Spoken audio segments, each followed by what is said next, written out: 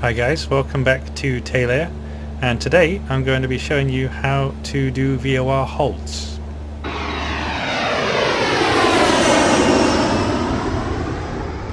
Okay guys, so we are in a normal cruise, 3,000 feet, and I've currently got the Treasure VOR tuned and identified on both Nav 1 and Nav 2. That's this VOR up here, which you can see on the VFR map.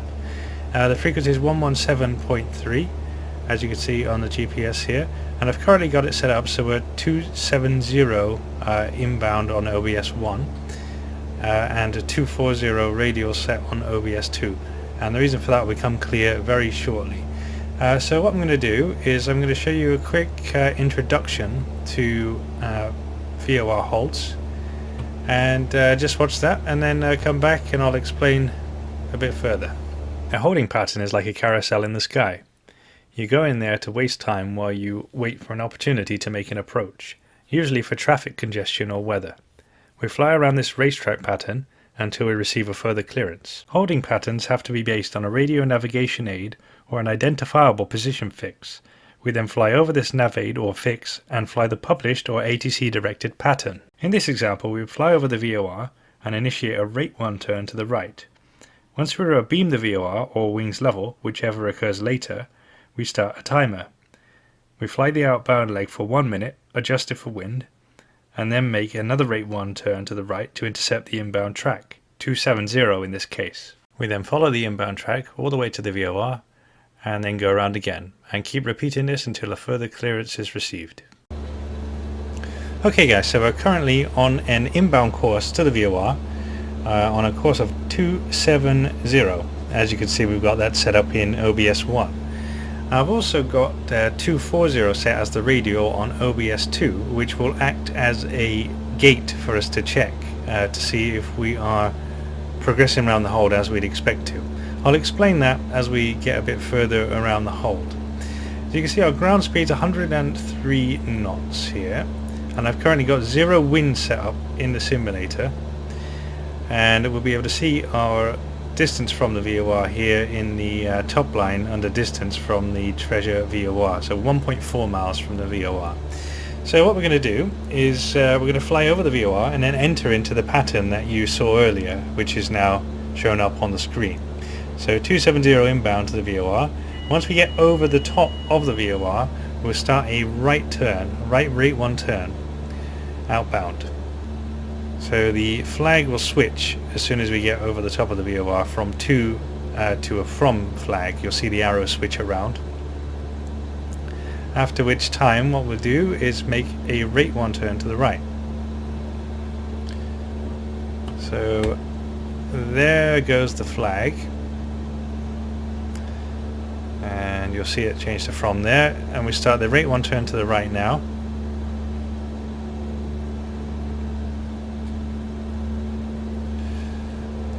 And we're going to go basically 180 degrees and maintain this rate 1 turn all the way around to the east, or a 090 track. Now because there's no wind, the track and the heading will match up, but I'll explain to you what to do for wind a bit later on in the video. Here we go, so I've bugged 090. So all I've got to do now is make sure I roll out on that heading, keep the scan going, maintaining the altitude. Once we get our wings level and the flag switches, whichever comes later, we then start the timing. So we'll look for it to change from a from to a to flag on OBS 1, or the level wings, whichever comes later, then we start the timer. There we go, so there's eastbound, so I'm going to level the wings here. There's the flag changing, so I'm going to start the timer now, and we continue outbound for 1 minute. So we just maintain straight and level flight on this heading now for 1 minute.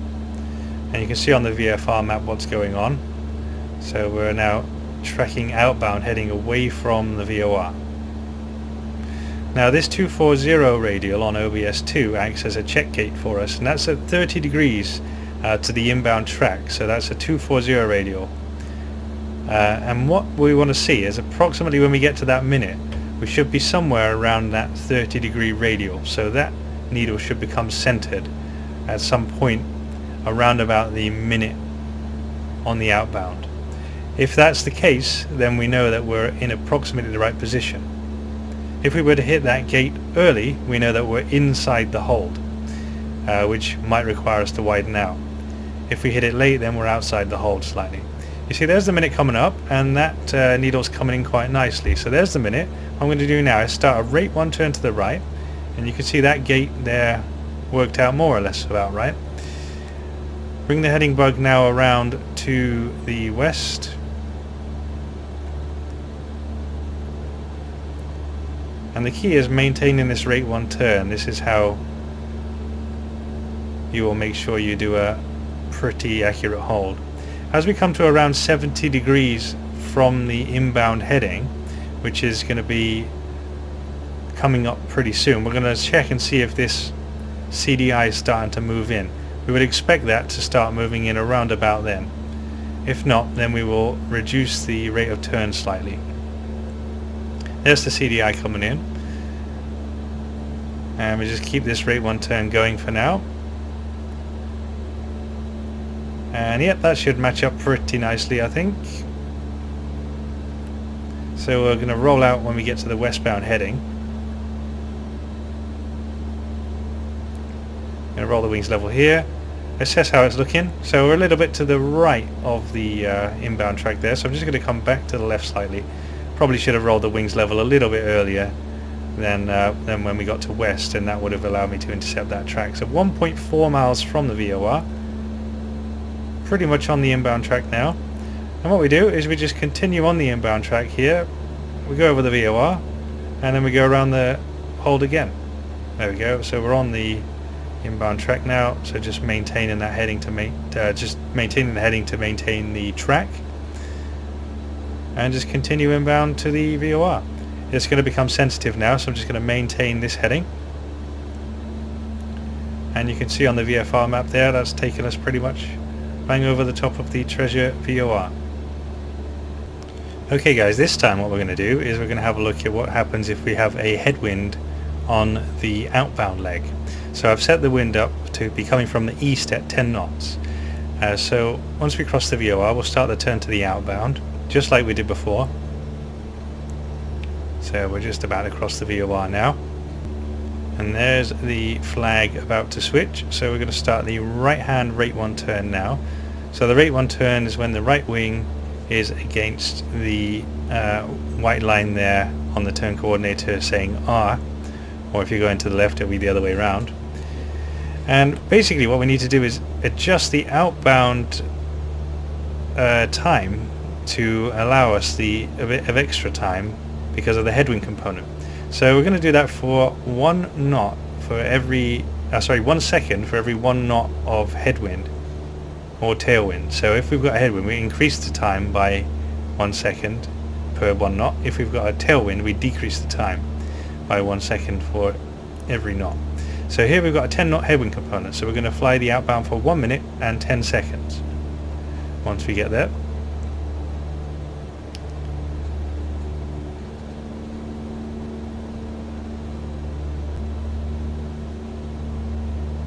okay, so we're coming around to the eastbound heading now. So I'll roll the wings level and then wait for the beam if that comes last, which it looks like it will. So there we go, wings are level. So we just wait for the flag to switch on OBS1, and at that point we will start timing. There goes the flag, so we'll start timing now. Now with the 10 knot headwind component, we're going to expect to continue outbound for 1 minute and 10 seconds.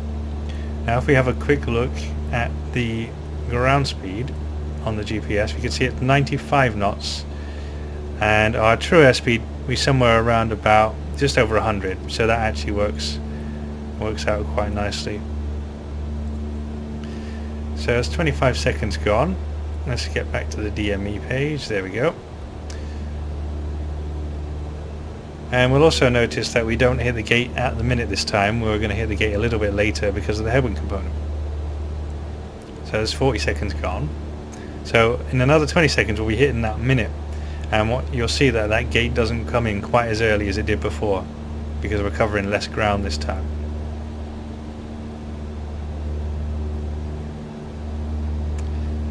So we're coming up to 55 seconds. There's the minute. We're still quite a bit away from the gate. You see it's starting to work in now.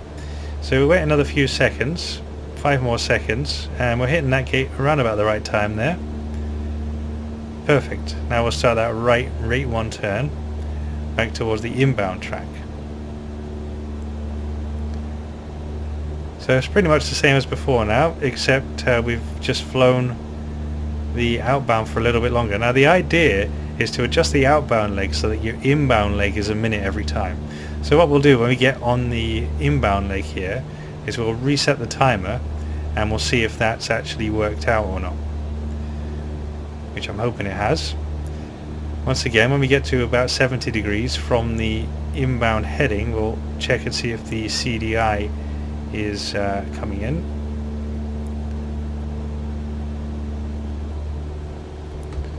CDI should be starting to come in somewhere around about now. There we go. So I'm going to reduce that rate of turn just a little bit because it looks like we're just coming slightly inside. There we go, so just reduce that rate. I'm going to roll the wings level just slightly early so that we get onto that inbound track. There we go, I'm going to start the timing now with level the wings and it should come to about a minute.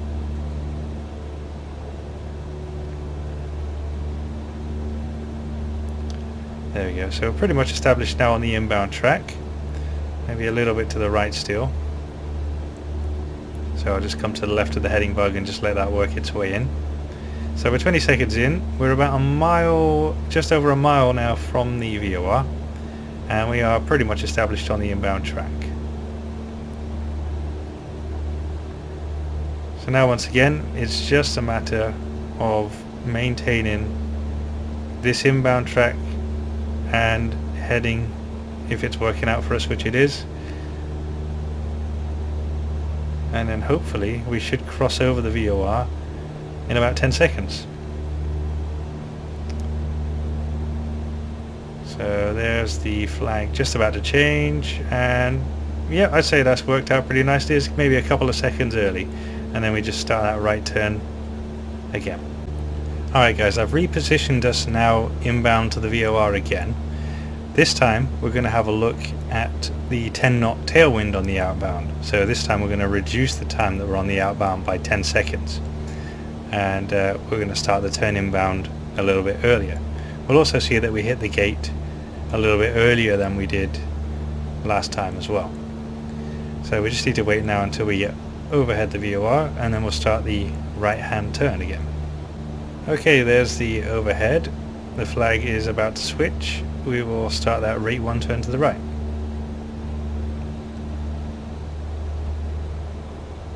So this part of the hold isn't changed. Okay, I just jumped us ahead a little bit there guys, just because you didn't need to see that whole turn again. So we're just coming around now to the eastbound heading, which is the outbound leg. And we're going to have a 10 knot tailwind, so we're going to fly the outbound for 50 seconds this time rather than a minute. So we'll level the wings here. The flag has already switched, so I'm going to start the timer. Now our ground speed is around about 112 knots, so it's a little bit faster than we went last time, which is means we're going to cover a little bit more ground in a little bit less time. So that means that we will need to start the turn to the inbound a little bit earlier, which stops us being blown outside of that hold pattern that we need to be in. Now again, this is all about making sure that our minute inbound is kept the same every time. So we've got 10 more seconds to go until we start turning inbound. We should start to see that gate on OBS2 start to come in fairly shortly. There it comes. And there's the 50 seconds, so I'm going to now start the turn to the inbound.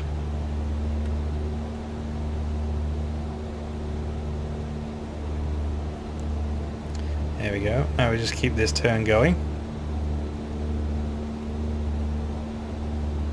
Set the heading bug to the inbound heading.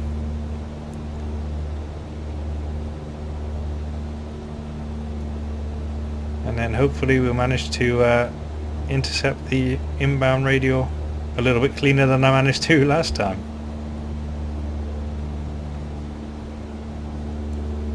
So there's coming up to 70 degrees to go. That CDI should start to move itself in fairly shortly. If not, I'm going to reduce the rate of turn. There you go. I am going to reduce the rate of turn slightly because I think we're going to hit it a bit early. So maybe go for about half of the rate 1 turn.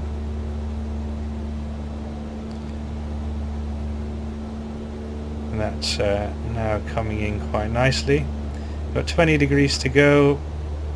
It's looking quite nice. I'm going to roll out just 10 degrees early, and then hopefully that should come to the center soon. I'm going to start the timing, and it should give us a minute inbound again, hopefully. There we go. Now we centralize the needle, come to that west heading. Got 1.4 miles to go to the VOR. Now we've got a headwind, so that will slow down the ground speed slightly.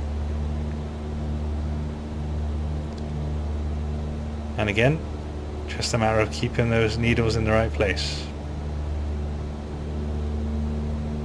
Now obviously if we notice that our inbound was not quite the minute that we needed, we can make a further adjustment to the next outbound leg in order to make that minute inbound happen on the next one.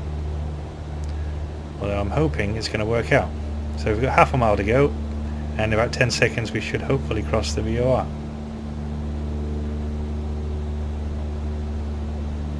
So that looks like, yep, that's worked out pretty nicely. We're over the top of the VOR now, and the flag is about to switch. Okay guys, so now what we're going to do is have a look at the effect of crosswind on the hold. So at the moment what I've done is I've set the wind coming from the north at 20 knots. And you'll see here that we are established on the 270 course inbound to the VOR, and the needle centered, so we're on that radial. But the heading, if you look here, I've moved the heading bug out of the way, and you can see that it's not requiring a west heading, it's requiring a 280 heading in order to maintain that track. Now the reason for that is because we've got a crosswind from the left. The wind's coming from the north by 20 knots, which is requiring a 10 degree to the right heading correction. Now, that's going to affect us as we go around the hold. So as we make that turn to the north to go towards the outbound, we won't be covering quite as much ground because we're going to have a headwind. Now the way that we correct for that is we need to change the outbound heading. So what we need to do is multiply this correction by 3. So you see 10 degrees required here to maintain the inbound track is what we call the single drift. So the 3 times the drift figure is going to be 30 degrees. So that's actually going to require a 060 heading on the outbound leg. So as we come over the VOR, what we'll do is start the rate 1 turn to the right, and we'll turn to 060 instead of 090 like we were in the 0 wind holds. So that's the idea of dealing with a crosswind in the hold, and we'll see how it works out in practice. So I'll just reset my heading bug here. We're about a mile from, just over a mile from the VOR. So we will accelerate to the VOR now. Okay, so here we are over the top of the VOR. I'm going to start that rate 1 turn to the right now to a heading of 060. Now remember what I said, so we're going to have a headwind now as we come around to the north, which means that we won't be travelling as far away from the VOR as we were in the 0 wind hold. What that's going to mean is that this extra heading correction that we're making for the outbound will take us outside of the place where we finished the turn at, which will mean that we are correcting for the drift that we received here. So keep the turn going until we get to the 060 heading, then level the wings, wait for the flag to switch, and then start the timer. There's the 060 heading. The flag still hasn't switched, so we'll just wait for that to happen.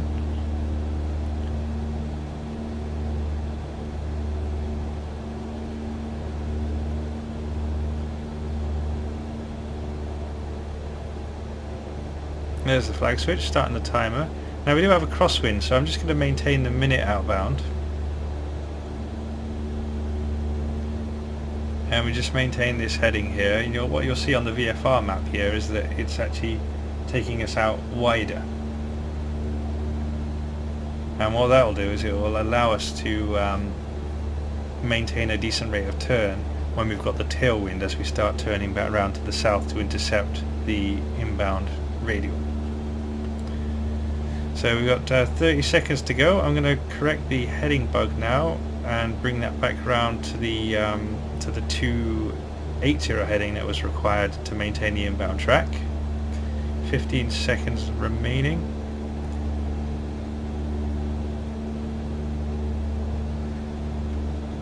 And it's when you've got a crosswind like this is you really need to assess as you turn how this is going and how you need to change the rate of turn as required in order to get yourself back on that. So there's the minute gone. Starting the right turn now.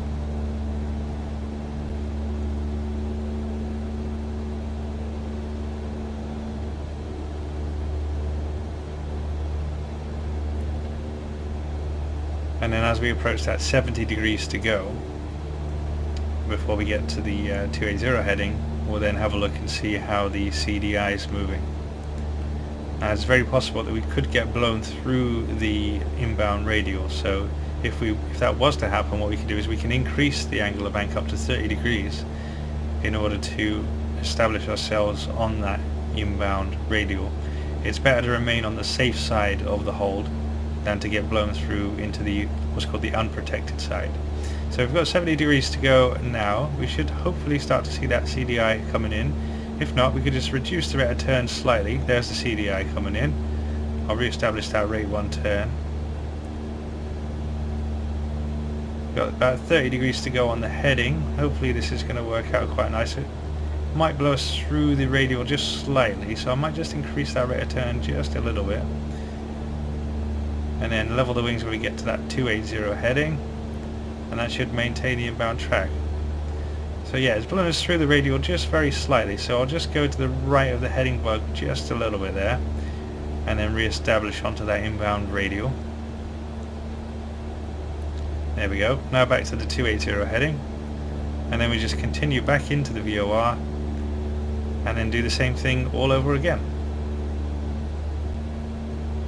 Alright, this time guys, going to be a crosswind from the south. So the wind's currently 180 at 20 knots, requiring a 10 degree correction now to the left.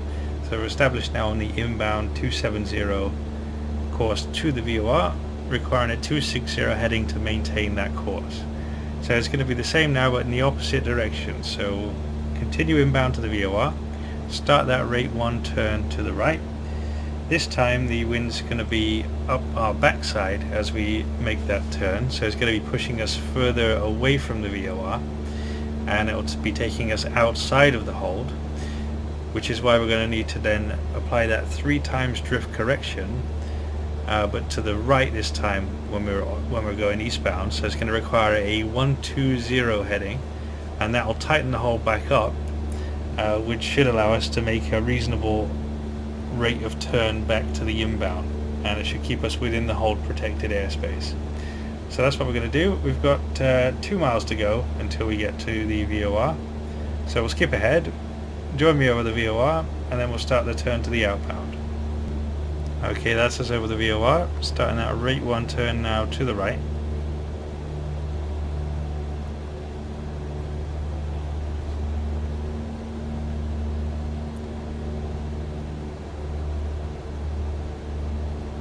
Like I said, the wind's now going to be a tailwind for us, so it's going to be pushing us further away from the VOR. And you should be able to see that on the VFR map as we come round towards the north. And you can see there on the GPS number 2 that the ground speed is currently 122 knots, so you see it's going to be pushing us way outside the hold. So we'll just keep this turn going, we'll skip ahead, and you can join me when we get around towards the east. Okay guys, so we're just passing through east now, so almost there at the 120 heading. So same process, so we're going to wait for wings level and the flag change. There's a flag change, so now we just wait for wings level. There we go, wings are now level, starting the timer.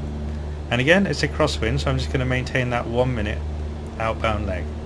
And what you'll see here is that the 120 heading is tightening up that hold for us as we got blown far away from the VOR during the turn. So there's 20 seconds gone, and it's just a matter now of maintaining this 120 heading, and then we start that turn to the inbound. I'm going to go ahead and set the heading bug ahead of time to the 260 heading, which was the heading required to maintain the inbound track. 40 seconds has passed, so 20 seconds to go. There's the 260 heading bugged. 10 seconds to go.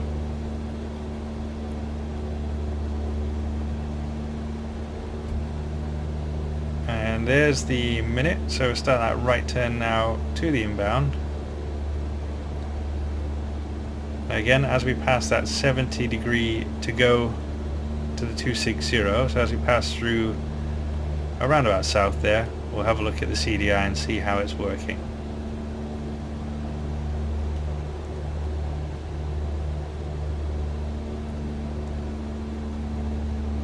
So hopefully the CDI should start to come in momentarily.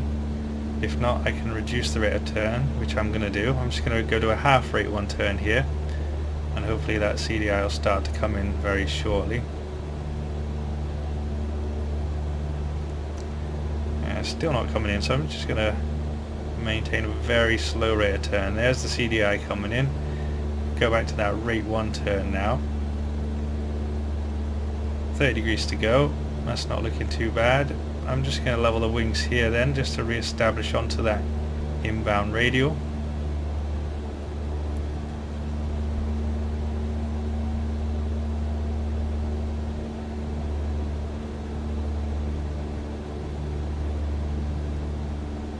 There we go, now we're established pretty much on the inbound radial. I'm going to come to the right now to the 260 heading, which should maintain that radial all the way to the VOR for us. There we go. Now we just maintain this heading if it's working out. If it's not working out, make a correction, go over the VOR and go around one more time. So that's how you deal with the headwind and tailwind on the outbound and the crosswind on the outbound. Obviously in real life you'd have a combination of both, so it's just a matter of making these corrections and combining them in order to maintain a good hold. So here we come over the VOR. I don't know about you, but I'm actually tired of flying in circles, getting a little bit dizzy. So I'll make a part 2 which will show you how to actually enter the hold, and we'll look at some different wing combinations as well. So thanks for watching, and join me next time.